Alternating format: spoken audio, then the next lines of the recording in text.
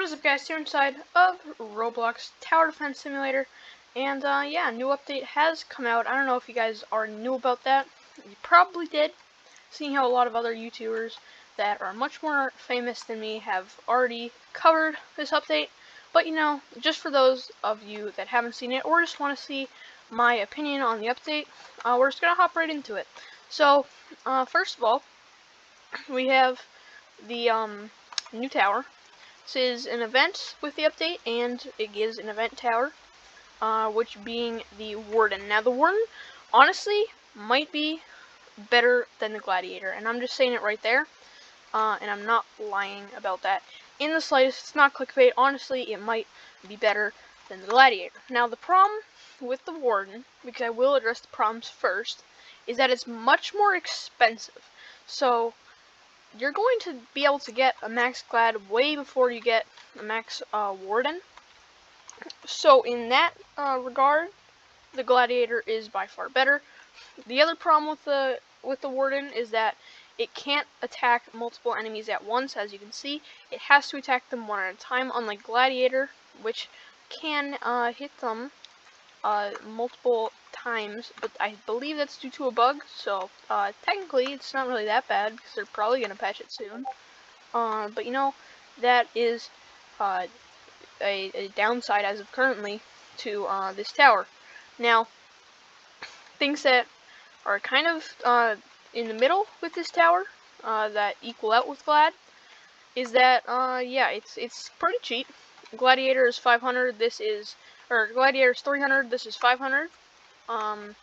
So it's not the best price ever for an early game tower, but at the same time, even if you're not in the Paradoxing group, then you will be able to still afford this.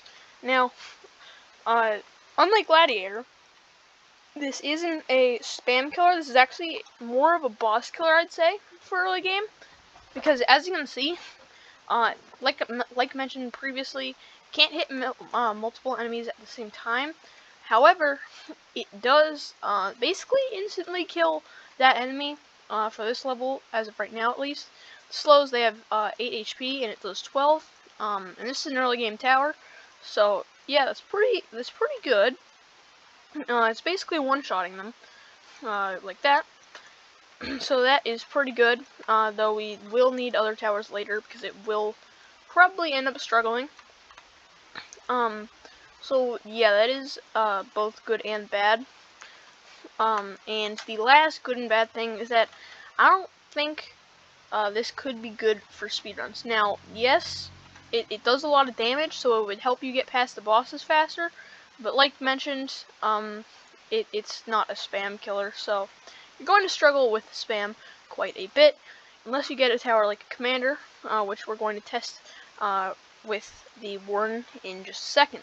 Now, the good things about this tower is that at max level it can block stuns, so that is very good. And the tower can also stun enemies, as you can see right there. And it can also break through lead. Now, this is really good for a tower because yeah, it's obviously just good. The only problem that I have with the lead breaking is that you're not going to be able to get $5,000 by the time that the leads are really a threat. By the time that they're a threat, you're already going to have better towers for that occasion. So I feel like lead breaking is rather pointless unless you're inside of an event. So yeah. As we can see, we are struggling a bit. Also, it does have hidden detection. Straight once you get it to level 1, I believe it is. It gets it. But yeah, that is pretty good for the tower as well. But yeah, so the game is lagging, and that is not good.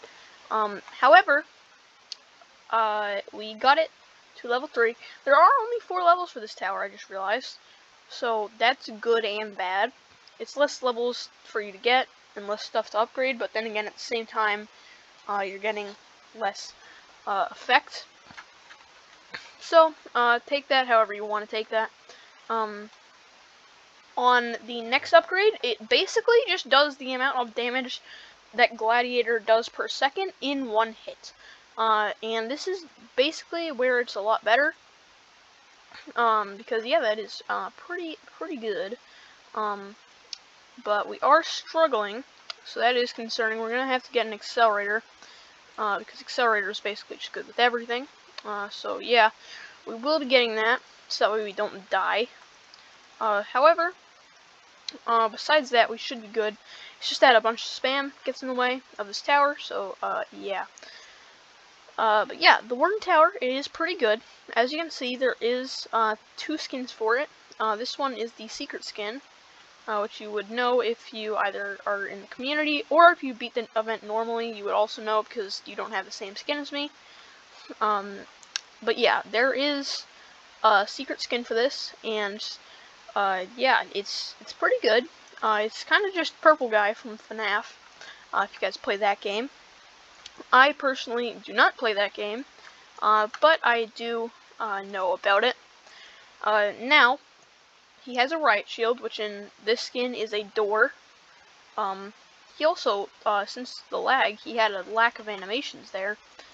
But yeah, so it looks a lot better now.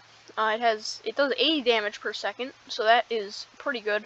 We can almost kill one abnormal boss every second with that, as long as we use the commander buff. But something that you will notice is that it's basically consistently stunning the enemies now. So yeah, it can stun enemies, like I said. And if you're wondering what the riot shield does, it actually does something very cool. It makes it so that way it cannot get stunned. And I don't know if it's permanently, or if it's just like Gladiator where it's 1 turn and then it has a cooldown. But either way, that is pretty cool. Anyways, though, we are going to set up some defense in the back, because I do not want to die. Dying would be quite bad in this scenario. So yeah, I do not want to do that. So we are on wave 23, and as you can see, the slow boss is just getting absolutely demolished by the Warden. Yeah, it like I said, it is pretty powerful against the bosses. There you go. It basically just soloed a slow boss at max level, so that is pretty good. Now, obviously, Engineer did help out a little bit, but at the same time, it was more focused on the spam, so you can't really say that it completely did all the work. So yeah, this tower, like I said, is pretty good with bosses. Something else that I forgot to add is that the stun is actually good. Now, you might know with other stunning towers, such as the Freezer, the Electroshocker, or the Frost Blaster, the stuns on those towers are not good at all. It is like 1/10 of a second, if that, on bosses. This, however, it doesn't matter what type of enemy it is, and instead, whenever they get stunned, they're stunned for like a full second. Now, for some reason, as seen there, it seems like they can still do abilities when they're stunned, which is kind of strange. But it is pretty nice to be able to, yeah, have a good stun. We're going to see how this handles against the speedy boss, and as you can see, the speedy boss is just getting permanently stunned. It does seem like the stuns do stack, unlike the other freezing towers, where if you do stun it, then it has a cooldown of when it can be stunned, and you can't make the stun longer during the time that it previously is stunned. So yeah, this is definitely far and away the best stunning tower. You might think that Sledger is better, but I would actually say that this tower is better, because although it can only hit 1 tower at a time, whereas Sledger can hit a bunch of towers at the same, or a bunch of enemies at the same time, the problem with Sledger is that it doesn't really stack.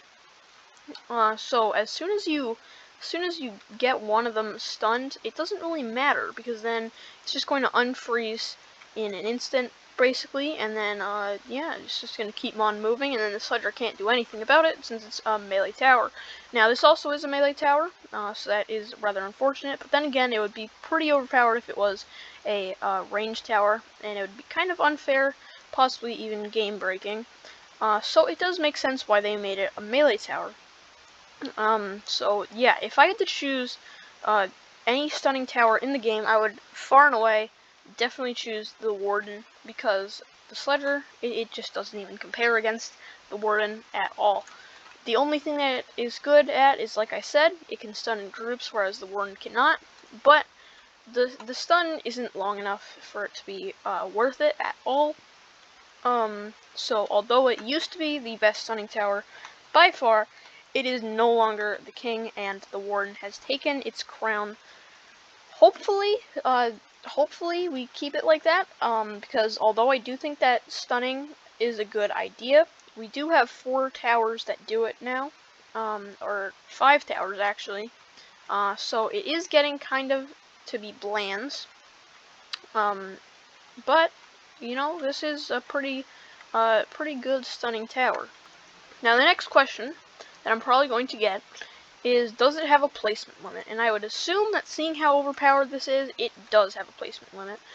If it doesn't, which it seems like it might not have a placement limit. Okay, that was just lag. Yeah, this is going to be the most overpowered unit in the game, by far, out of any event tower. Sure, it's not going to be the best tower, but it will be the most stupidly powerful tower, since it does not have a placement limit. Yeah, it doesn't seem like it has a placement limit at all. In fact, we're just going to go all the way up to my max troops, which is 40, and yep. So it doesn't have a placement limit, and that's pretty broken. They're probably going to nerf that and make it so that way it does have a placement limit soon in the future. But yeah, otherwise, it will be very overpowered, and everybody's just going to abuse this. So yeah, by far, this is the best stunning tower because of how it doesn't have a placement. So even further evidence for those of you who are still complaining in the comments that I don't think that Sledger is better, because it just isn't at this point.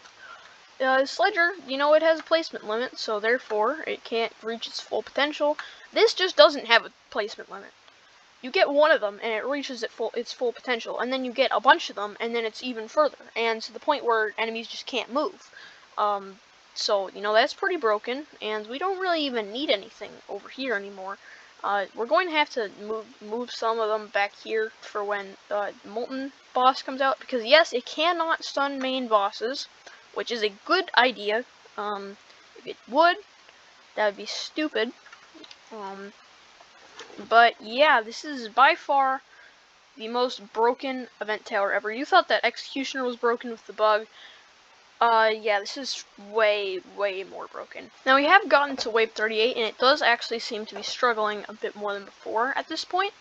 It seems that it can't stun the Molten Titans either, which I also agree with. That is a good idea for the tower, because otherwise, again, it would be broken. You could just keep everything behind your units, and then yeah, they would never be targeted until the Molten Titan dies. By that point, there's no point of them being there, because, you know, you just win the game.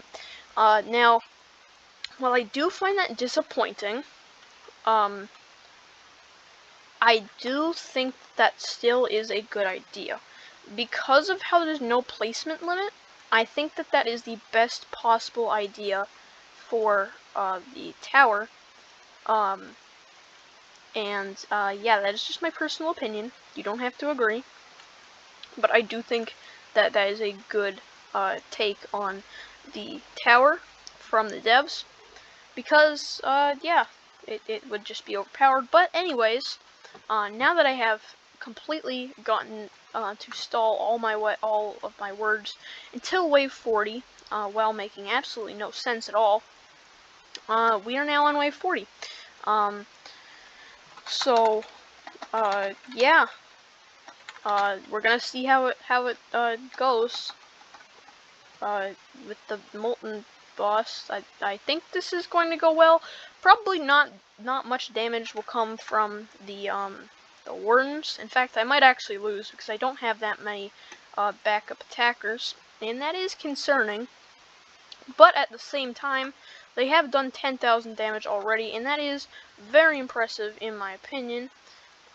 So yeah, they are doing pretty good right now. They also do sell for quite a bit.